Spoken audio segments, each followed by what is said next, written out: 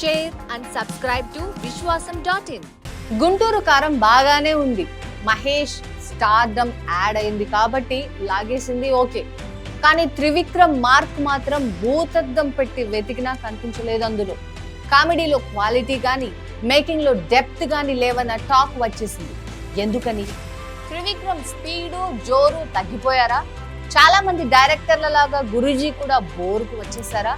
లేదంటే బయటకు తెలియని రీజన్స్ ఇంకేమైనా ఉన్నాయా? త్రివిక్రమ్ లో స్పిరిట్ మిస్ అయిందా? అజ్ఞాతవాసి నుంచి మొదలైన డౌన్ ఫాల్ కంటిన్యూ అవుతూనే ఉందా? అసలు కారణం ఏంటి? మనకు తెలిసిన పని ఫ్రీగా చేయకూడదు, మనకి రాని పని ట్రై చేయకూడదు. మనకు తెలిసిన పని ఫ్రీగా చేయకూడదు, మనకు రాని పని ట్రై చేయకూడదు అని త్రివిక్రమ్ రాసిన డైలాగ్ బాగా పాపులర్. బహుశా ఇది ఆయనకు కూడా వర్తిస్తుంది. ఆయన రాతగాడు, రాస్తాడు, డైలాగ్ తో ఎరగొడతాడు అని పేరు. అలాగే డైరెక్షన్ లో కూడా త్రివిక్రమ్ కి ఓ మార్కు ఉంది. అఫ్ కోర్స్ కాపీ కొడతాడని, హాలీవుడ్ నుంచి సీన్లు దించేస్తాడని కొందరు అనొచ్చు, కానీ డైరెక్టర్ గా త్రివిక్రమ్ పబ్లిక్ పల్స్ తెలిసినోడు. ఇప్పుడు అదే పల్స్ మిస్ అవుతోంది. దాని కారణాలు కూడా క్లియర్ గా కనిపిస్తున్నాయి. పాత కథల్ని మిక్సీలో వేసి కొత్తగా తీస్తాడనే బ్రాండ్ పడిపోయింది. అమ్మ, నాన్న, అత్త అంటూ అక్కడక్కడే తిరుగుతున్న స్టోరీలు, రీమేకులు, పక్కన డైరెక్టర్ల సినిమాల్లో జోక్యంతో నెగిటివిటీ, ఇవన్నీ గత 5-6 ఏళ్లుగా వచ్చి చేరాయి. అంతకు ముందు అంటే త్రివిక్రమ్ 2-3 ఏళ్లకోసారి సినిమా తీస్తాడు. ఎప్పుడైనా ఏదైనా ఆడియో ఫంక్షన్ లో ఆకట్టుకునేలా మాట్లాడి ట్రెండ్ అయిపోతాడు అని మాత్రమే ఉండేది. కానీ ఈ మధ్య పవన్ కళ్యాణ్ సినిమా అంటే త్రివిక్రమ్ ఓకే చేయాలి అన్నట్టు అయిపోయింది. దానికి తోడు డైలాగ్స్ ఆయనే రాస్తాడు. తీరా ఆ సినిమా యావరేజ్ అయితే ఆ దెబ్బ, నెగిటివ్ వైబ్రేషన్ త్రివిక్రమ్ అకౌంట్ లో పడుతోంది. కిలోమీటర్ ఊరు సార్, ఆడితే మొత్తం అడివే. పాయింట్ బ్లాంక్ లో కాల్చి తుప్పల్లో పడదొబ్బితే 10 రోజులు పడుతుంది శవం దొరకడానికి. నిర్మాణ సంస్థల విషయంలో లిమిటేషన్స్. హారిక, హాసినితో మాత్రమే టైఅప్.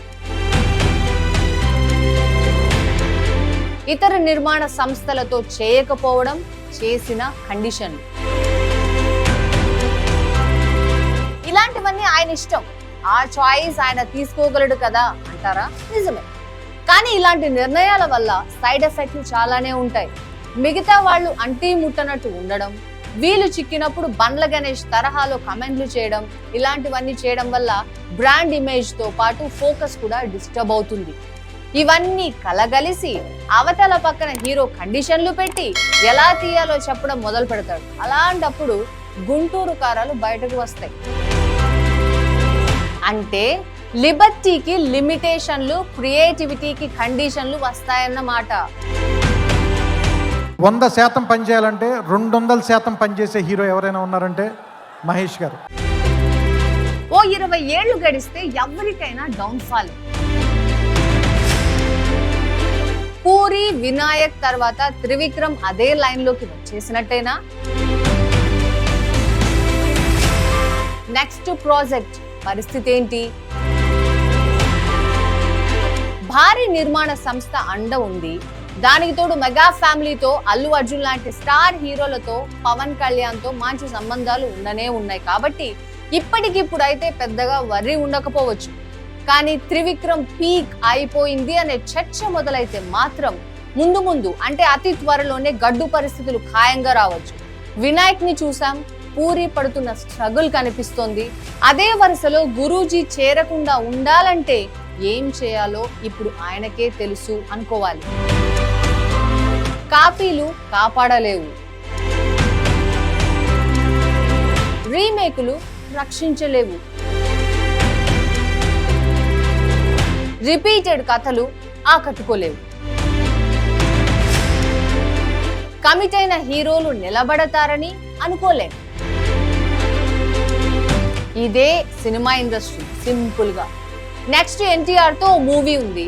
బన్నీ ఎలాగో ఉన్నాడని భరోసా ఉన్నా సినిమా ఇండస్ట్రీలో సక్సెస్ కి ఉన్న వాల్యూ ఇంకా దేనికి లేదు. ఆ వాల్యూ తగ్గుతున్న రోజున ఫోన్లు కూడా ఎత్తడం మానేస్తారు అని ఏదో రోజు యూట్యూబ్ ఛానళ్ళకి ఇచ్చే ఇంటర్వ్యూలో చెప్పుకోవాల్సి వస్తుంది. ఈ పరిస్థితి త్రివిక్రమ్ కి తొందరగా రాకూడదని ఫ్యాన్స్ కోరిక. మీ అభిప్రాయాన్ని కామెంట్స్ లో చెప్పడం మర్చిపోకండి. Like, share and subscribe to Vishwasam.in.